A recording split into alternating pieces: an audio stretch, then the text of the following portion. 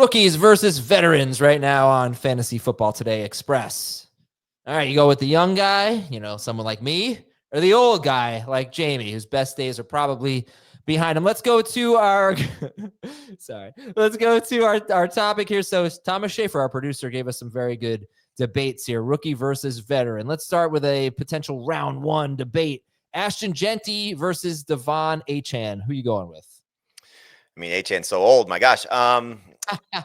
I have Genty ahead of Achan, and it's a tough one because I don't think people realize we've talked about it a little bit. I don't think we've highlighted it enough. And you're going to do a good job with the outlooks in doing this of how good Devon Achan was with Tua Tagovailoa. He was amazing, like 22 point per game, amazing, which is where Barkley was, where Gibbs was, where Bijan was at the end of the season. Like that's what Achan was. And you removed really his biggest competition for touches in Raheem Mostert. That being said, we'll see what Alexander Madison does. We'll see what Jalen Wright does. They added Ollie Gordon, who 2 years ago was one of the best running backs in college. So there are some guys that could threaten his workload. But really, if this is going to be Mike McDaniel's guy, you're talking about 2 years ago, Raheem Mostert led the NFL in rushing touchdowns with 18. And last year, Achan was so good. And even the year before, we know in spurts, was amazing as a rookie. Like there's huge upside here. So they're back to back for me. I would take Genty over him because I think Genty can get to that same number, that 20 plus point per game. I don't want to say 22. It's hard to get to, but I think Genty could be a little bit better, but obviously Achan is right there for me. And yeah, it's 22.6 is what I have. And that's amazing. And the receiving totals in those games were bonkers. In 11 games with Tua, Devon Achan was on pace for 104 catches, 819 yards, 8 touchdowns. This is like wide receiver 4, at running back, and then get his rushing production, but 113 target pace, almost what Jonnu Smith had, not too far off from what Tyreek Hill had, and we blew away Jalen Waddle. Waddle actually missed a couple games. All right, so you're going with Genty, but it's very close. Both should be first-round picks. Travis Hunter versus Xavier Worthy. Who do you have? I mean, again, that veteran Xavier Worthy. Old man Worthy. They're actually back-to-back in my rankings right now. I believe Worthy's either 22 or 23. I think he's 23. And Hunter's 24. So both number 2 wide receivers, both immense upside. Both could be the number 2 receiver. But I think, let me rephrase it. Both should be the number 2 receiver on their respective teams. Heath has brought up the potential of Hunter being the number 1 receiver on the Jaguars, which I think would be a huge leap, but could happen. And we just got finished talking about the Upside Show on Tuesday morning that Worthy could be the number 1 receiver for the Chiefs if Rice's knee is not right or he does face a suspension, which to me is the minimal concern at this point, but the knee is more of a concern. So you're looking at 2 guys that could be in really good spots. I just think Worthy's a little bit safer right now based on what he showed you last year and clearly trusting the quarterback a little bit more. So again, would take them in a similar range. I think it's fun to call Worthy the veteran at this point, but they're both very good number 2 receivers with huge upside, top 15 upside for both. Yeah, so I kind of oversold it as like old man versus young man. It's really just rookie versus veteran. That's the topic here. But Tetairoa McMillan or DK Metcalf? Who do you like, Tetairoa McMillan or Metcalf? So I like Metcalf better, and we'll see how this all settles if Rodgers decides, you know what, I'm not coming to Pittsburgh, and it's Mason Rudolph. You brought up the potential of Kirk Cousins, which I don't know if that's a significant upgrade over Mason Rudolph at this point, but you would hope so. In any event, assuming they both have their quarterbacks in place, it just feels like there's just so much competition for targets in Carolina, and McMillan should be the best. I mean, look, the draft capital is there, but I think people forget they spent a first-round pick on a wide receiver the year before. They traded back in to get Xavier Worthy, and he doesn't have the same pedigree. He doesn't have the same potential as McMillan, but he's still there. And Adam Thielen, for what it's worth, even though he's going to be 35, was really good from week 7 on when he came back from the hamstring injury for Bryce Young. And Jalen Coker is going to have a role, and Jatavian Sanders is going to have a role. And now they add another 2 running backs, one of which is a pretty good pass catcher coming into the NFL in Trevor Etienne. So there's a lot of mouths to feed in this Carolina offense with a quarterback that's still, I think, growing into his role. So a rookie wide receiver that, may need to win some contested catches. How much will Bryce Young, do that and give him those opportunities? So I like McMillan, but to me, this is Metcalf in a runaway.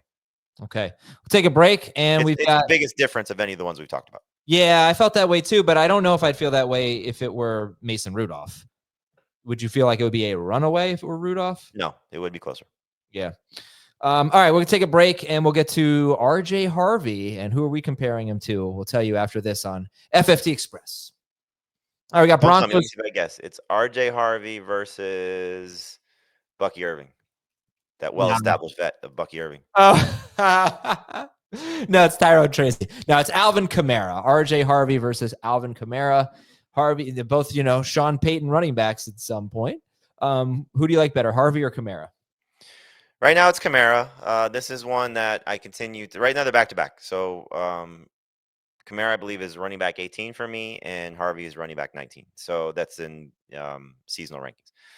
I think you're looking at, as long as Kamara stays healthy, he should be better than Harvey.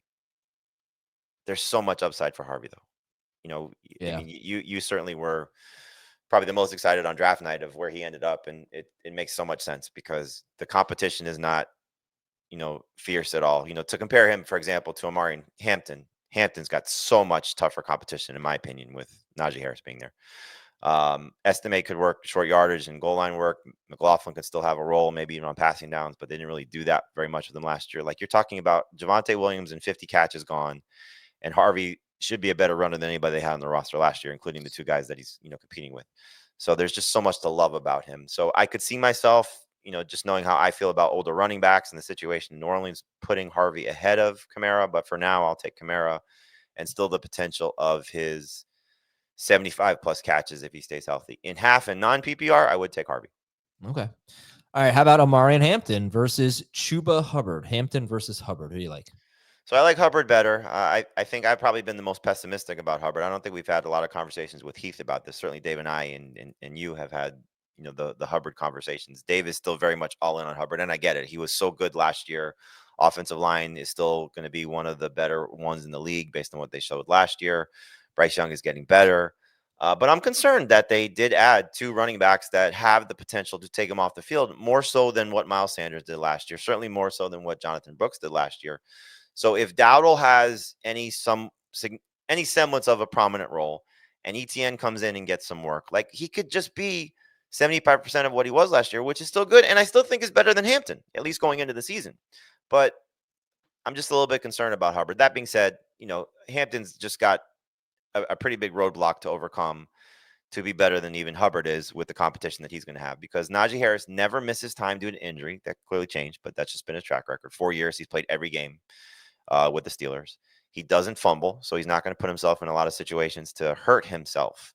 And so does that veteran presence just keep Hampton off the field too much? It could be just beginning part of the season, could be half the season, it could be the entire way, especially the Chargers getting good production out of both these guys. So Hampton's starting to make me a little bit nervous. Like, to me, in the, what do you call them? The Triple H Double J?